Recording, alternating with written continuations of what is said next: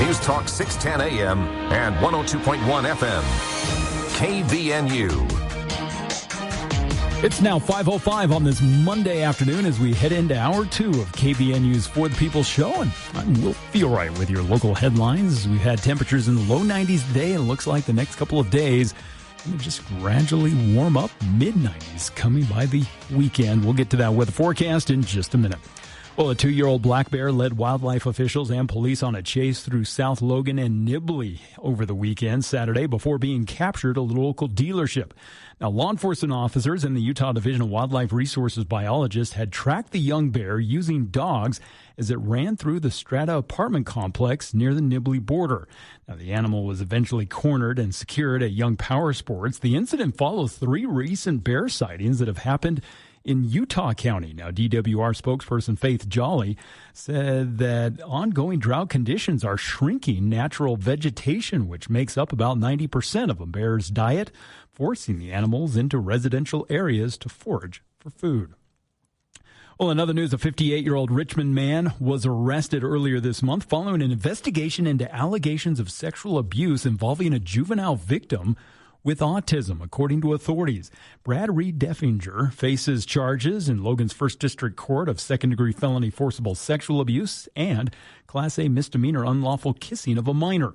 Now, the charges all follow a Cache County Sheriff's Office investigation, which was initiated back in June after a report from the Division of Child and Family Services. Now, during a forensic interview, the victim had reported that Deffinger had touched her inappropriately while she was unclothed. Now, authorities executed a search warrant at Deffinger's home, taking him into custody. Investigators noted that he admitted to kissing the victim, claiming that he was attempting to help her with physical touch. Now, he was later released on $40,000 bond, but ordered not to have any contact with the victim or other minors. He's scheduled to appear again in court later this month. And happening over the weekend, more than 320 vehicles filled the Midvale City Park on Saturday for the 31st annual Cruisers for Kids charity car show. Now, it raises money for customized adaptive bikes for patients at Shriner Children's Hospital in Salt Lake City. Now, the annual event, which featured car registrations, silent auctions, and shirt sales, benefits children with physical disabilities. Now, adaptive bikes and tricycles often cost anywhere between $800 to $2,500, which can place them out of reach for many families without donor support. Now, Jennifer Hale, who's director of philanthropy for Shiner's Children's, emphasized that these custom-fitted bikes often offer independence to significantly support cognitive development and allow children to be able to play outdoors alongside their peers. Now, Cruisers for Kids serves as the largest community partner for the local Shriners facility, which provides vital funding for specialized equipment, pediatric orthopedics, and prosthetic services to help young patients participate in recreational activities and competitive sports. Well, we've had temperatures, like I said, in the low 90s, and looks like we're going to stay in the low 90s this afternoon as temperatures over the next several days are going to warm up. Tonight, we'll see overnight temps drop into the low 60s. Tomorrow, high 80s. And then back into the low 90s on Wednesday, mid-90s by Thursday and Friday, as it's going to warm up over the next couple of days. We do have a small chance, though, of, again, another isolated shower and thunderstorm brushing through the area tomorrow afternoon. And weather this hour brought to you by Ron Keller Tire. Why wait? Why schedule when you can pull right into Ron Keller Tire on Airport Road? And they have the new tires to put on your vehicle right away. They're servicing Cache Valley and have been for over 60 years. It's the Ron Keller Tire difference. Why wait? It's Ron Keller Tire. I'll have another check of local news coming up at the bottom of the hour as KVNU News Time is now 5:09, and more of KVNU's For the People show with Jason Williams coming up next.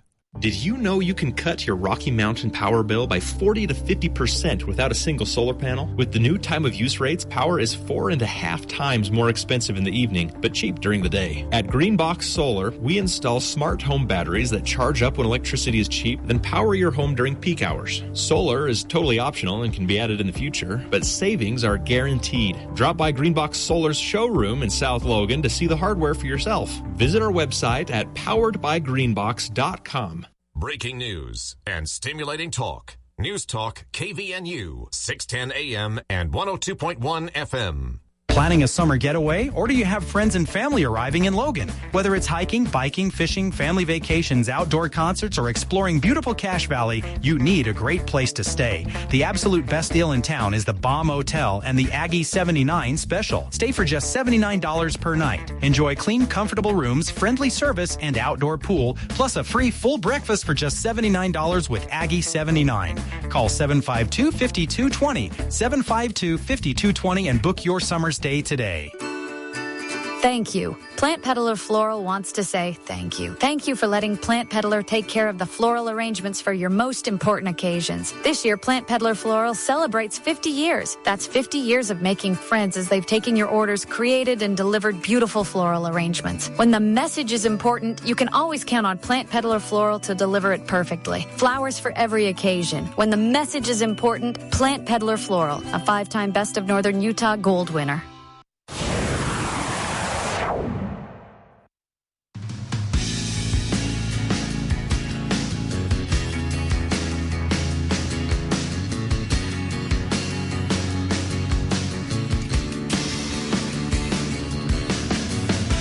Welcome back to KVN News for the People. Holding steady at 95 degrees here at 5:11 in the afternoon. Thank you for sticking with us. This was I ended up spending. I had an hour break today when I ran across this story. I hadn't planned on talking about it on the show today, but I got down a rabbit hole on this, and now I'm just absolutely fascinated. It got a simple title. It's called the New Agrarian Program, which sounds, I don't know, when I first read it, I kind of rolled my eyes. I ran across this in a Deseret News article posted today called, the title of the article is Average American Rancher is 60. This program trains the people who might replace them. But the story told in this interview, so they interview a woman named Chrissy McFerrin, who is, she says she's a person who, for the last 15 years, has made ranching her life, but that's not how she grew up. And she said she's worried about the future of American ranching, and there are plenty of reasons to be worried about that. We've all heard on much smaller scales than the ranches we're talking about here, which are those big sprawling ranches in Montana and Wyoming, places like that, some in Idaho, some in Utah even.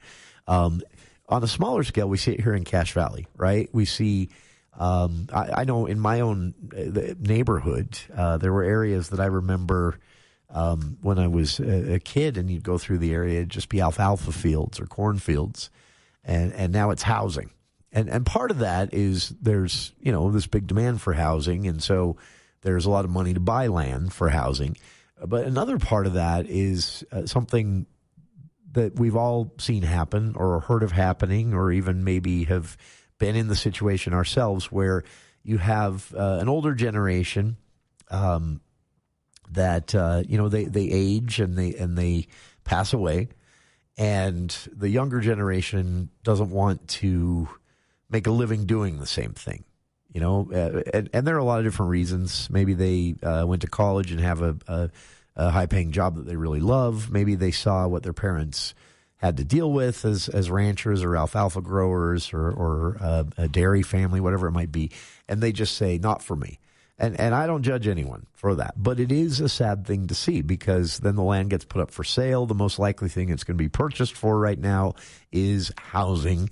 And you see this continual disappearance of what most of us, even the younger generation turning away from it, would describe as, the rural feel of Cache Valley. And again, this is on a much smaller scale than what's happening with these big ranches. But Chrissy McFerrin, in this interview with the Deseret News, she's talking about the big ranches. She's talking about ranches that supply everything from the seeds that are used to grown crops for food that we need to survive ourselves, right? We got to eat, to ranches that have supplied, big percentages of the domestically produced beef, and everything in between: chickens, eggs, the corn, which is used in so many different things.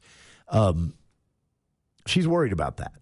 because she said, so ranching in general, it runs lately between a 2 and a 5% profit margin. Compare that to Starbucks, by the way. And I'm not dissing Starbucks here. I'm just saying the profit margin on coffee is like 80%. At least I read that once. And again, no diss at the coffee shops. They serve an important role, and there's obviously demand for that as well. But just as a contrast, 80% profit margin, 2 to 5% profit margin for ranching. And it's a lot harder. So I've only done the hay hauling and the occasional plowing and planting side of agricultural life.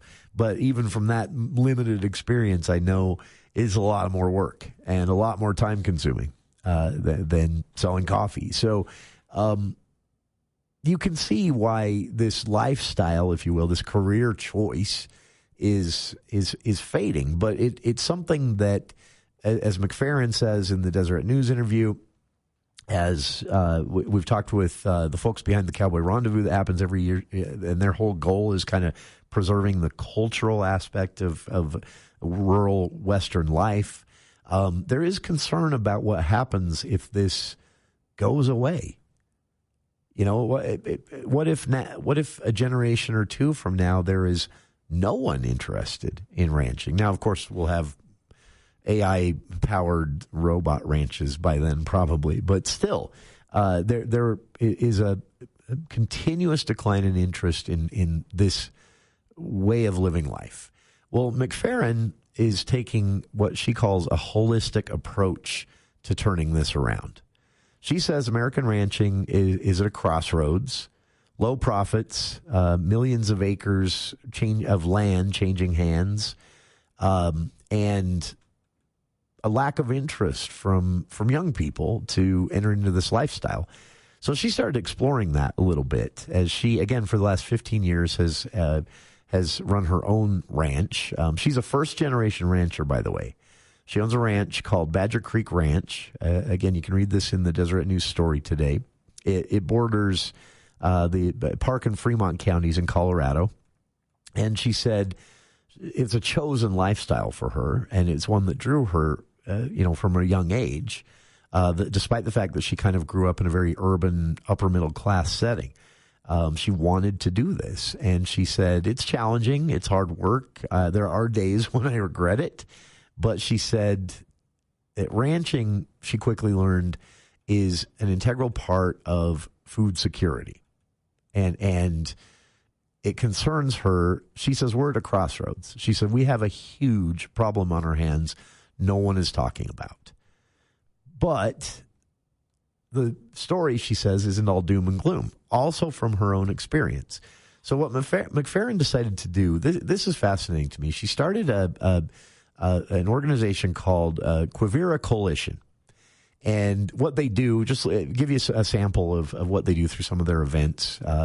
They do this, so they have a virtual monthly event called Virtual Working Lands, where they talk about,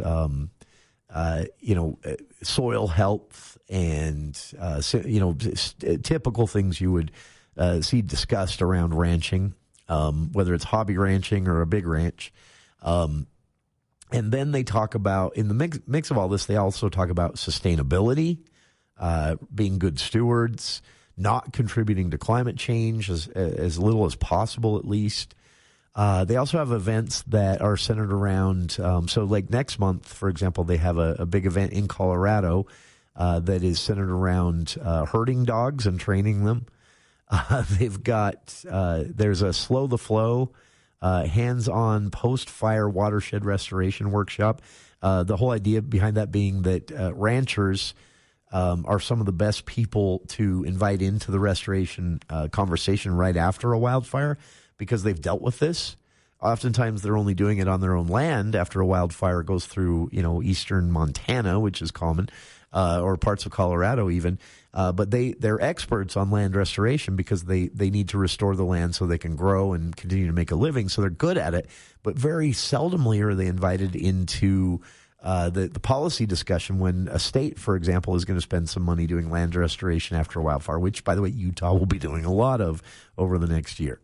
in parts where we've had these large fires. So it's basically, I don't want to oversimplify this, but it's basically like if you took the old haggard, leather-faced, horse-riding rancher and genetically grafted that person to a climate change concerned, be good steward of the land and the environment and conserve as much water and pollute as little as possible college student. They've basically merged those two concepts and mindsets into an effort that looks to be having some success to save ranching as a career, as a lifestyle. It's fascinating to me. And the fact that they're having success, they have what they call apprenticeship ranches. The way this works basically is a college student or even a recent graduate joins this apprenticeship program. And they go for, they have 6-month programs, they have 1-year programs, they have 2-year programs where you take a break through the winter but come back each summer for 2 years. And they have these ranchers in everywhere from Bozeman and Billings, Montana to Colorado to central Utah, parts of Idaho. There's even one out in Nevada, 2 in Northern California, 1 in the Dakotas, which, I mean, is really flat out there. Those apprentices are, you're brave people. And basically the idea is you go through this apprenticeship program and you learn how to ranch. And the goal, again, is to not just for giggles save this lifestyle, but to really address what again, the focus of the Deseret News story where I ran across this today, what Chrissy McFerrin, a rancher herself by choice, calls the crossroads that we're at and the issues with food scarcity and food security that we're going to start facing if we're increasingly dependent on global supply chains for certain staple foods rather than being able to grow them ourselves here. But she said if you look at dwindling agricultural land and agricultural careers, if you look at the math, just do the math, she said, there's a problem. And there's also a global concern about feeding the world's population. Recognition, she says, that there were ways for people who didn't grow up in agriculture to learn to love farming and ranching. And she created a school and an apprenticeship program basically to try and turn this around. And get this is the even cooler part. Young people are flocking to it. She actually had to turn down apprentice applicants this year for the first time since she launched this effort back in 2014. So nearly 10 years she's been doing this. She's been ranching herself for 15 by choice. Here's just a little bit from the new Agrarian Program, as Hasey calls it. This is them talking about, just to give you an idea of what the program is all about. This is them talking about they're talking to students in this audio about one of their apprenticeship opportunities in Montana, Big Timber, Montana. Inderlands over in Big Timber, so kind of south central Montana. Roger and Betsy are awesome. They've been mentors in our program for quite a few years now. They're a seed stock operation, so they're really focused on genetics, super passionate about soil health. And so they're raising these cattle that are small and really resilient and just built for this country. The apprenticeship goes a little bit long. It goes into December when they have their annual bull sale. So you really kind of they really want the apprentice to see that full season.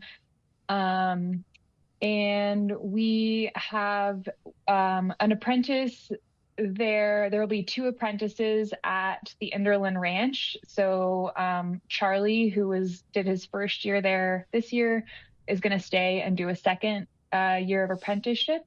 And this is a pretty common thing that they do at this site. So we often have like a second year and a first year apprentice. And so Charlie will be there. And whatever first year apprentice goes to Inderlands would get to work with Charlie. It's likely that this first year apprenticeship will be at a lease. So you'd kind of spend the first couple of months of your apprenticeship at the home ranch down in Big Timber.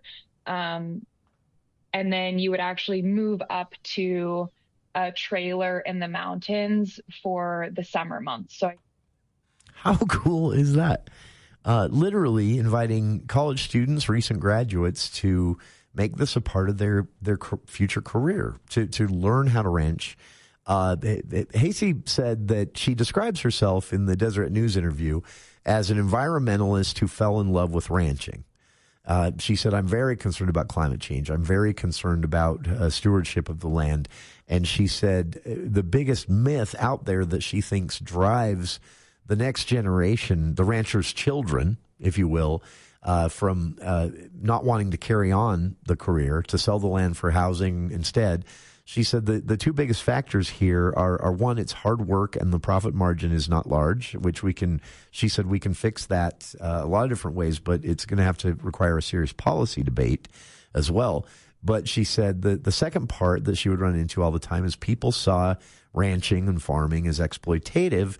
And I know for a lot of us older folks, it's hard to kind of conceptualize this, but younger generations, I think because of their exposure to global media and live video of events happening, they have a real concern about the future of the planet. And they see things like ranching and farming as exploitative.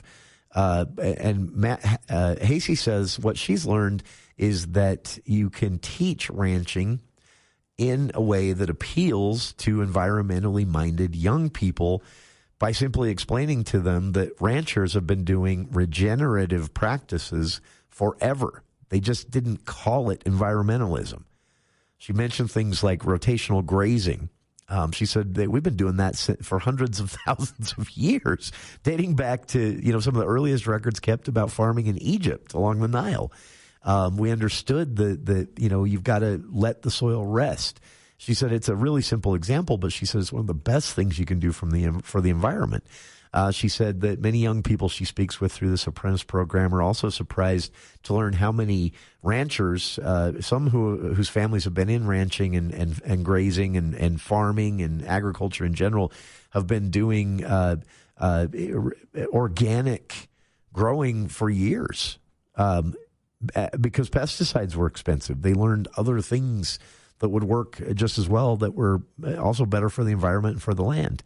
So she wants to bring all this together and encourage young people to consider ranching, farming, agriculture in general as a career. And so she launched this institute, and she had so many applicants this year that she had to turn applicants down for the first time ever. I think it's the coolest thing that I've read about recently. And you should read about it, too. I've linked to the Quivira Coalition's website where you can see their resources, their events, even how to, if you've got a child coming up through high school or maybe headed into or midway through college, maybe they'd be interested. These apprenticeship programs are available for short 2-month summer programs to years-long programs for the diehards that are really planning on doing something with it. And it's pretty amazing.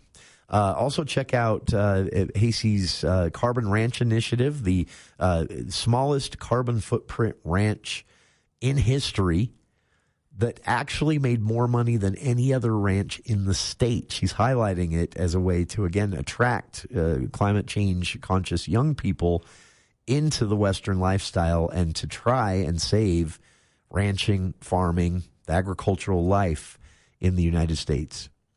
I think this is one of the coolest things I've seen, and I wish I wasn't probably too old to go do one of these apprenticeships. I'd probably die. But check it out. It's called the Quivira Coalition, a great write-up on this in the Deseret News today that is headlined I think kind of a cryptic headline that also nails it, really, what's at stake here. The average American rancher is 60. The next generation, not interested. This program trains the people who might replace them.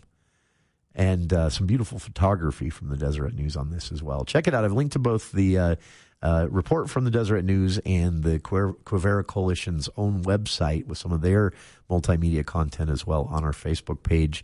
And I sincerely hope this works. I don't know that it will. I don't know what.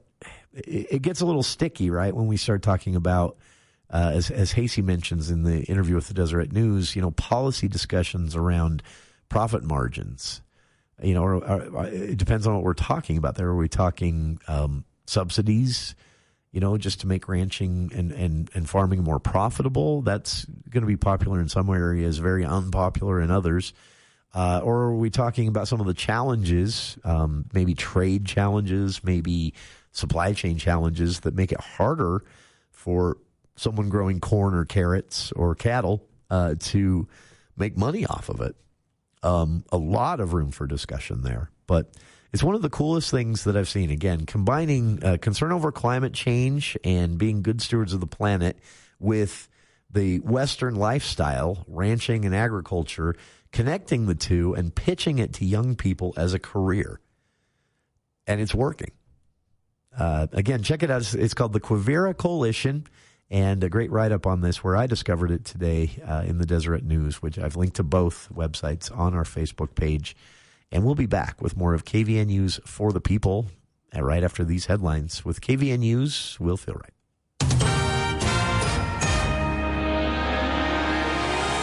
Well, thank you, Jason. A 66-year-old man was airlifted to the hospital over the weekend after being thrown from a horse while on a trail in Logan Canyon. Cache County search and rescue crews responded to the accident Saturday morning, right around 11:30. Now, the incident had occurred about 1.5 miles from the Temple Fork Mill trailhead. Now, initial 911 reports indicated the man was struggling to breathe after sustaining a head injury in the fall. However, emergency personnel stabilized his condition on scene, and officials reported he was awake and conscious before being transported. Now, due to the remote terrain, a medical helicopter was dispatched to airlift the victim to a regional hospital for further care. And as many Utah schools are reopening, transportation officials and law enforcement are urging parents to prioritize patience, stay attentive, and strictly observe safety laws in school zones. Now, school officials have cited driver impatience as one of the leading causes of dangerous drop-off conditions. Now, officials are advising parents to stick to designated drop-off locations and avoid stopping in bus zones where summer-trained drivers navigate high-traffic routines. Now, police also noted that violations typically can surge at the start of the school year. Officers say they frequently observe speeding, distracted driving, and failing to stop at crossing guards or school buses. Now, passing a stopped bus carries heavy penalties, including fines of up to $1,000 and mandatory community service. Now, officials are encouraging parents to leave earlier during the first weeks of school to try to help prevent those rush-induced mistakes and protect students.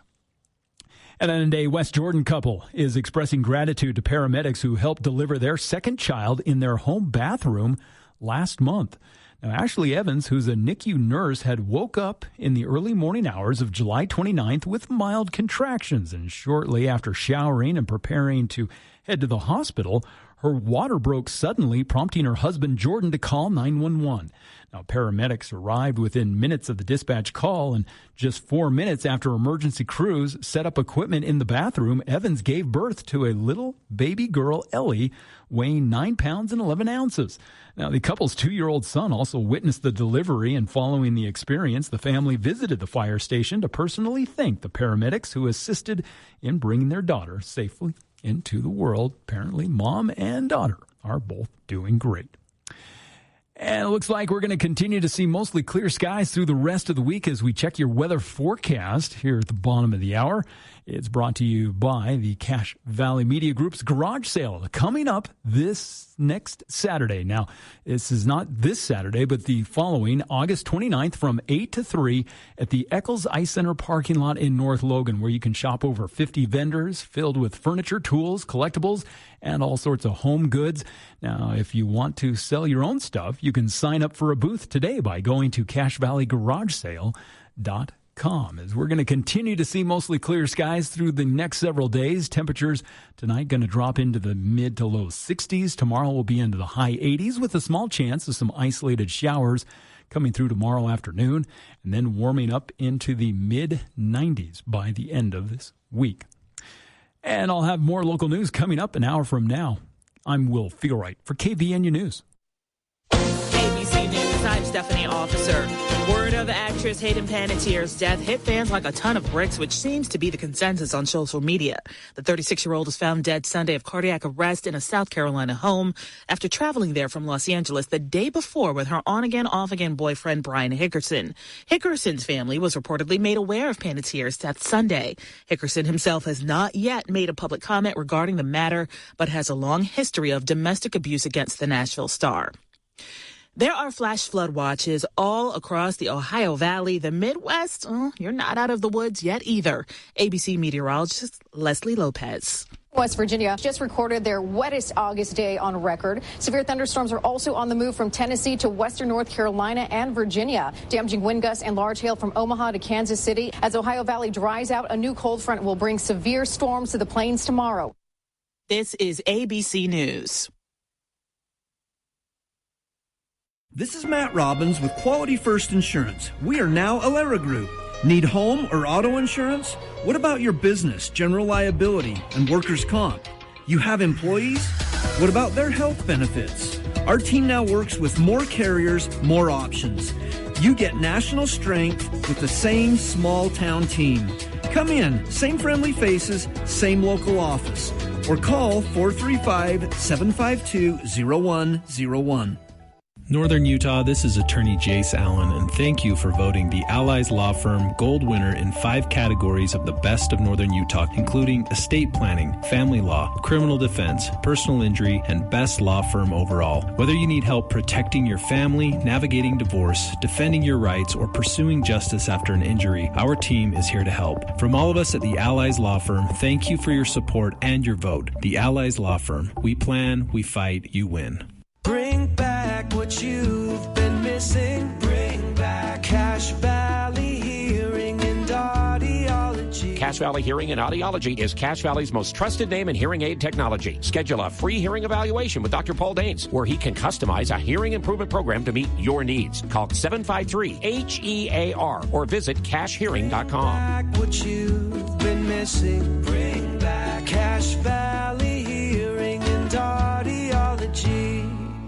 Who do you turn to if you want to change out your wood or pellet stove? Advanced Fireplace and Stove. They were voted the gold medalist for Best of Northern Utah for the 6th year in a row in the fireplace retrofit category. Be ready when the government's next wood and pellet replacement incentives pop up. Advanced Fireplace and Stove can help you navigate the paperwork. For more information, call Advanced Fireplace and Stove, the 6-time Best of Northern Utah gold medalist. 752-7272. Online at advancedfireplaceandstove.com. Prices have been reduced again during Anderson's Eden Garden Cash and Carry Sale. They've marked down all remaining shade trees, flowers, roses, and everything your dream yard needs to 25% off. But if you pay with cash, you save an additional 10% off your purchase price during their annual Fall Cash and Carry Sale. That's 35% off a wide selection of top-notch plants in stock. Get them now before they're gone. Hurry while the selection is the best. Anderson's Eden Garden, 69 West Center in Logan. Grow something amazing. Cash in on beauty today. Grab your favorite golf partner and join Stokes Market Couples Golf Scramble at Preston Golf and Country Club, Saturday, August 22nd, with an 8:30 a.m. shotgun start. This fun 18-hole 2-person mixed scramble features 1 man and 1 woman per team. Entry is $130 per team for members, $175 for non-members, and your entry includes your cart, dinner, following play, prize fund, plus lots of whole prizes and door prizes. Register online or call the Pro Shop at 208-852-2408. When something goes wrong at your home, you want someone you can trust, not a stranger from out of town. Canyon Plumbing and Heating has been Cache Valley's locally owned plumber since 2005. Our licensed technicians show up fast, treat your home with respect, and give you honest answers. From Preston to Avon and everywhere in between, we're your neighbors, and we're here to help. Call Canyon Plumbing and Heating at 435-881-6952 because home should always feel like home. Oh, we live in a great area. Are you just back from a camping trip? Don't take your sleeping bags to the dry cleaner. Come to Mount Logan Laundry. For just a few quarters, our 55 or 80-pound washers and 80-pound dryers will have those bags clean for your next trip. Mount Logan Laundry has free Wi-Fi and drop-off service. Plus, they're open until midnight. Mount Logan Laundry really is the cleanest spot in town. Find them at 5th East and 9th North in Logan or in Brigham City on the corner of 1st East and 7th South. Mount Logan Laundry.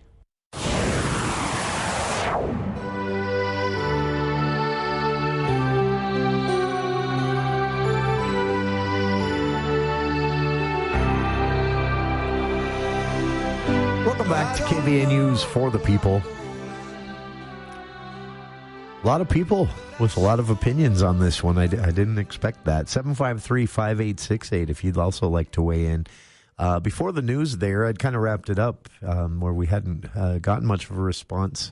I thought people were maybe sick of me talking about how excited I am about it, but it's called the new Agrarian Program.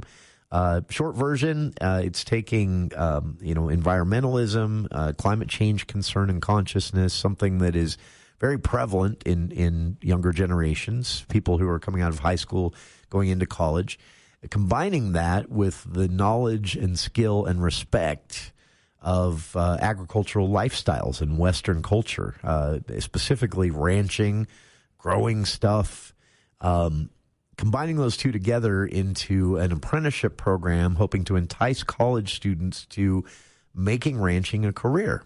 It was the foundation was started by a woman who grew up in a very urban, upper middle class lifestyle in Colorado. She said she'd always wanted to be a rancher, and so when she could, she bought a ranch and she became a rancher. And then she had this idea that you could combine these things, environmentalism, regenerative ranching, she calls it.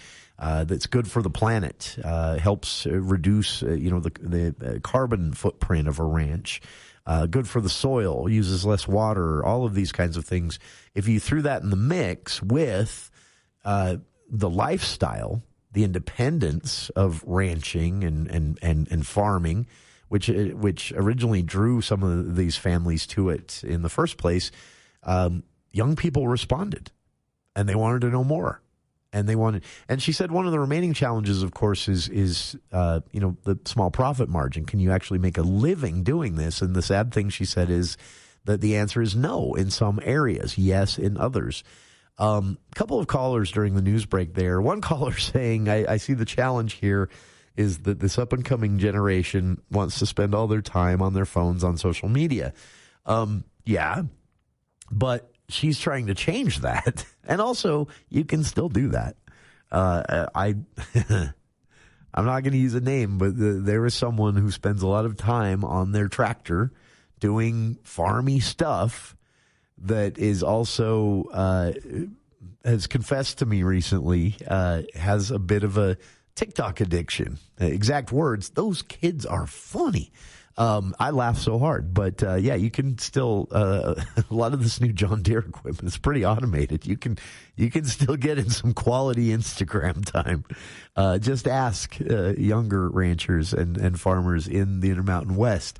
But yeah, I get what you're saying. That it's a very tech oriented, very office cubicle oriented generation, but that's not new. It's been that way for a while. And that's exactly what Hasey and her team, through this initiative, are trying to challenge. They're trying to get young people to take an interest in ranching and grazing and growing food. And she says this is important because we're dealing with food scarcity already. And she says, I don't think people are being realistic about what a crossroads we're at.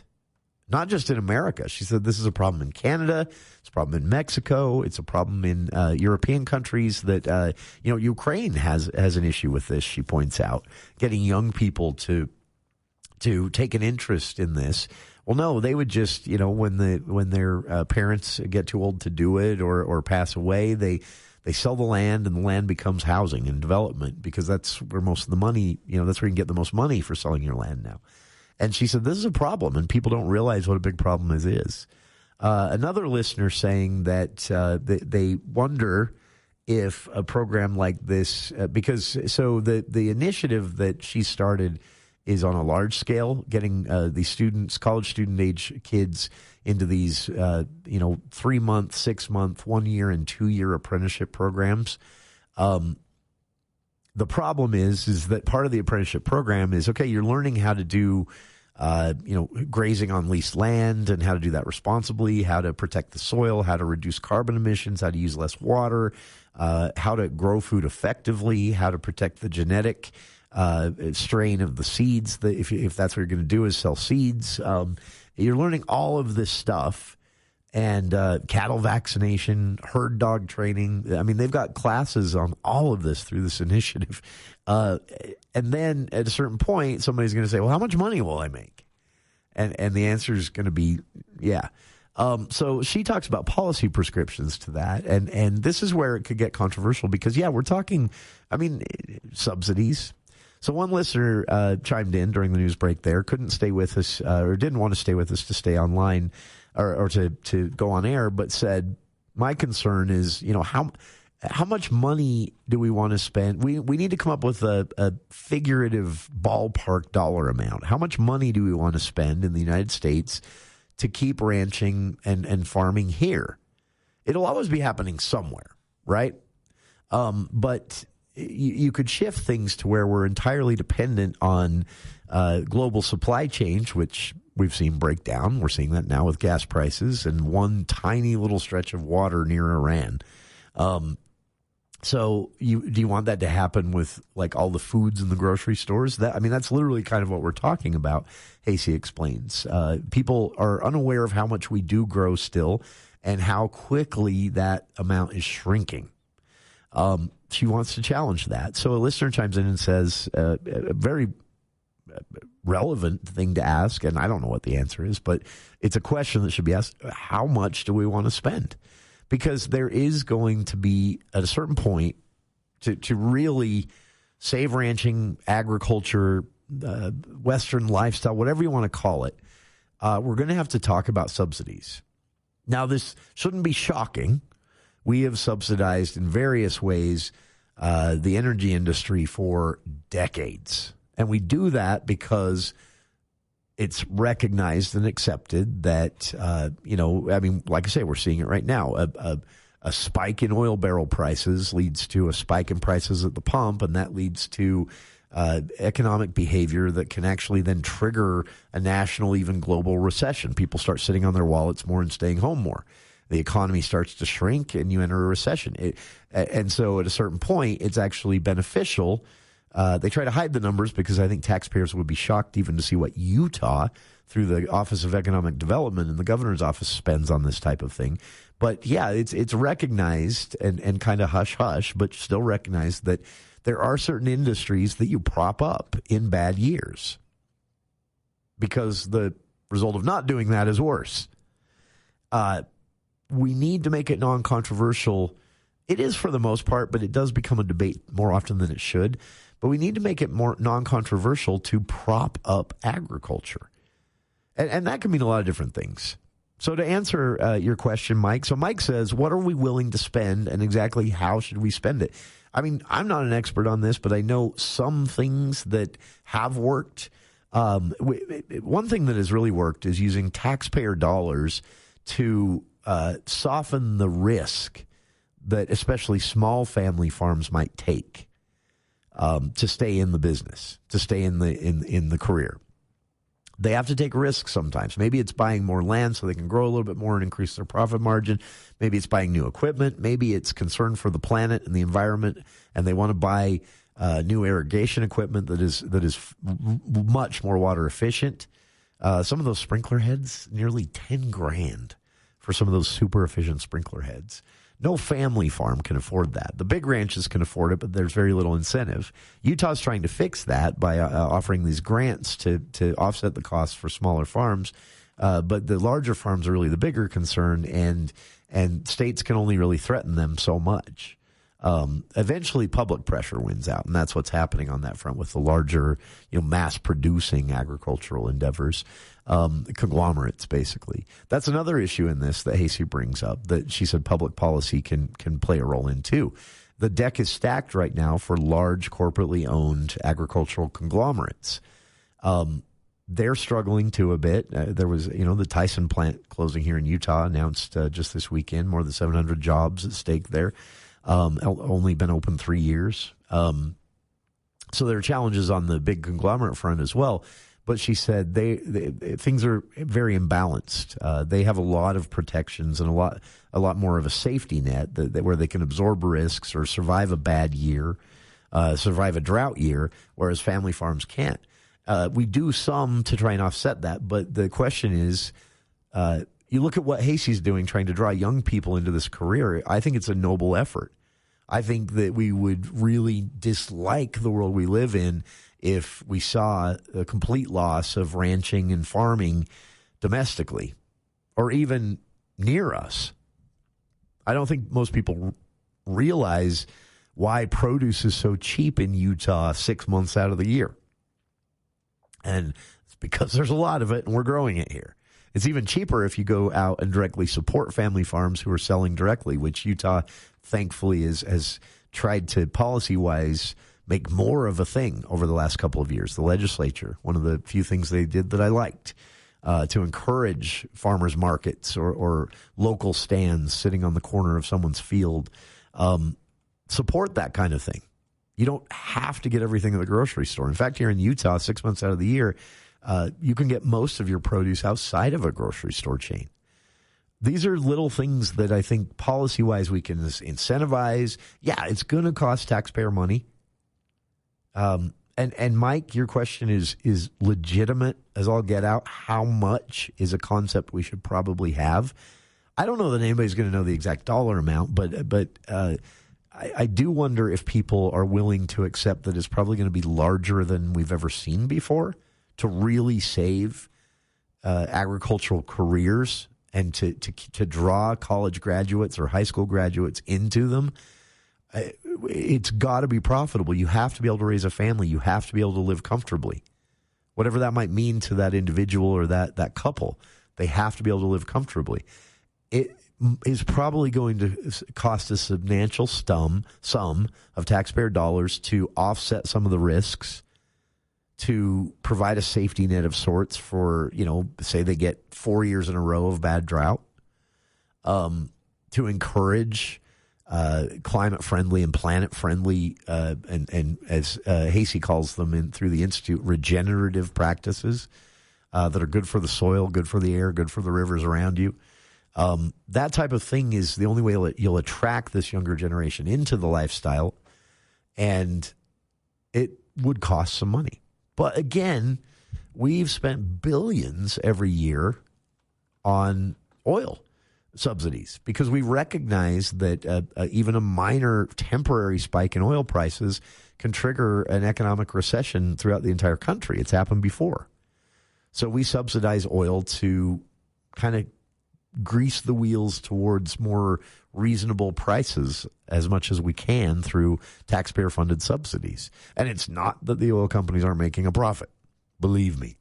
So we accept that. I think it's just shifting that same acceptance towards something that is equally, if not more important, growing food. I mean, that's literally what we're talking about here. If other listeners would like to weigh in, 753-5868. We did have another message from Faith who texted in saying that she has kids that she would love to see go into this and take an interest in agriculture.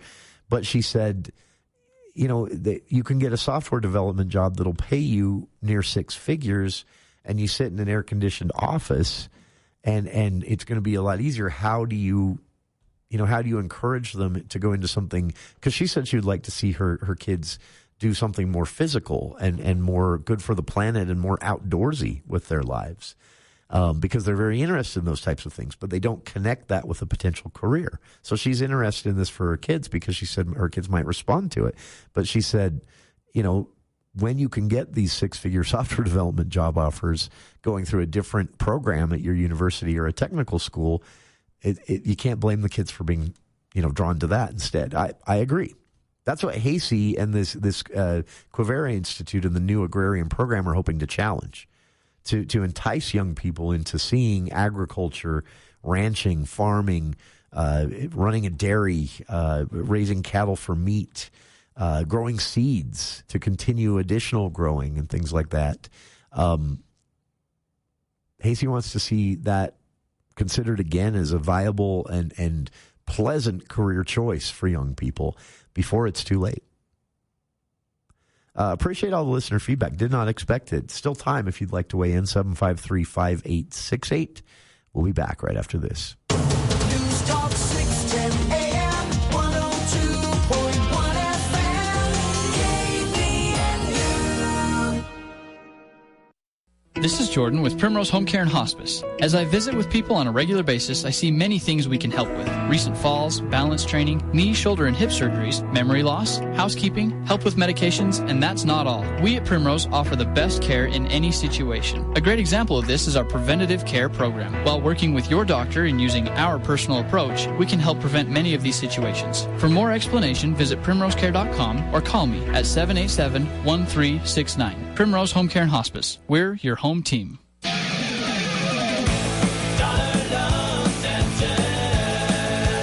We're here with Chuck, founder of Dollar Loan Center. It looks like you have some fancy new locations around Logan and Ogden. Yes, sir. We're right next to McDonald's on US 89 in Logan and in Ogden on 12th between Lincoln and Washington. We dig this area. But the best part is saving the drive altogether and applying from the comfort of your couch at don'tbebroke.com. I kind of like stopping by. Good call, and it's really worth the drive. We've been processing our $5,000 short-term loans over 28 years, and our customers just love doing business with the DLC. In nearly every instance, we're around half the cost of the payday and title lenders. Dollar Loan Center lends up to $5,000 in minutes. Stop by in Logan, Ogden, or any of our 15 Utah locations to meet our real friendly staff. You can also apply over the phone or online at don'tbebroke.com. Licensed by the Utah Department of Financial Institutions. Subject to approval. Limitations may apply. See website for details. The silent villain of your day, burning during your 9 a.m. meeting, red and irritated through your kid's soccer game, watering during your favorite movie? Relief is closer than you think. I'm Dr. Rebecca Freeman at Northern Utah Eye Center. We've got the weapons to fight back. IPL, Lipiflow, punctal plugs, prescription drops, and more. Come see me at Northern Utah Eye Center. We'll take your dry eyes down together.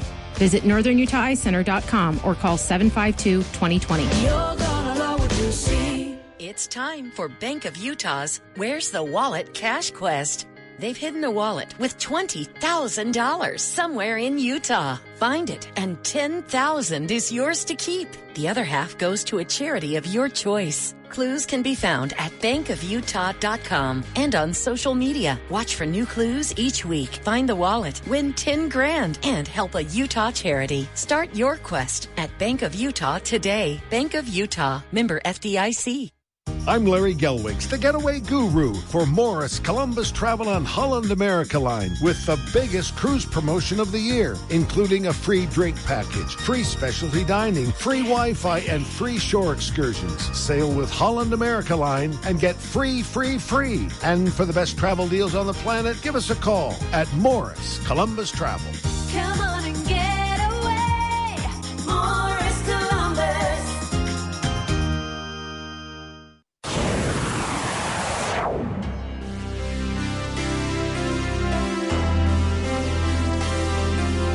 Just days away from Cache Valley High Schools back in session for the fall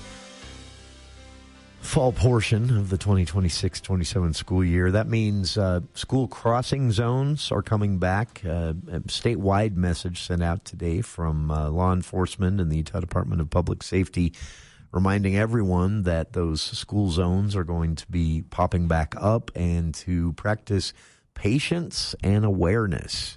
Make sure you're seeing those kids. Make sure you're aware of those speed limits, not just because the fines are hefty, but really putting lives at risk, speeding through or being inattentive in a school zone or a school drop-off pickup area.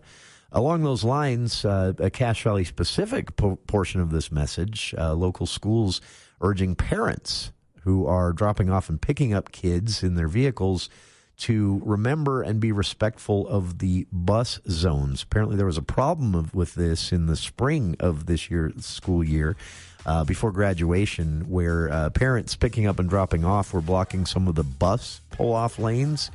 They're asking us to remind parents out there those bus areas are there for safety. 20, 30 kids getting off those buses, and they would prefer not to be stopped in the middle of the street when they open those doors. So parents dropping off and picking up, respect those bus zones. Everyone else, respect those school zones. Watch your speeds. Stay aware.